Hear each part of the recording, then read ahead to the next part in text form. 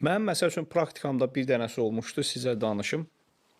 Bu hadisə Nardaranda baş vermişdi. Demək, gənc oğlanlardan biri bunun sevdiyi qızla başqa bir oğlan bu qızla hansısa münasibəti olub, bunu da bu oğlan bilib, sonra bunlar telefonda danışıblar, bir-birini görüşə çağırıblar. Görüş yeri hara olub? Nardaran. Bu da gedib bir dostuna deyib bu məsələni ki, bəs qız üstündə söhbətə gedirik, bəs sən də gəl məndən.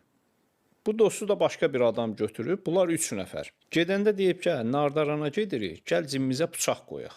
Bunlar üçü də bıçaq götürüblər üstlərində. Gediblər Nardaranda bu söhbəti Nardaran uşaqlarla eləyiblər və bu söhbətin axırında bu 3 nəfərdən biri səhv çıxıb, hansı ki bu söhbətə digər dostlarını dəvət eləmişdi. Səhv çıxanda bunun özünlə gedən dostu bununla mübahisə eləyib ki, sən səhv söhbətə məni niyə gətirmisən? Və bir zərbə ilə düz onun ürəyinə vurmuşdu. Öz dostunun.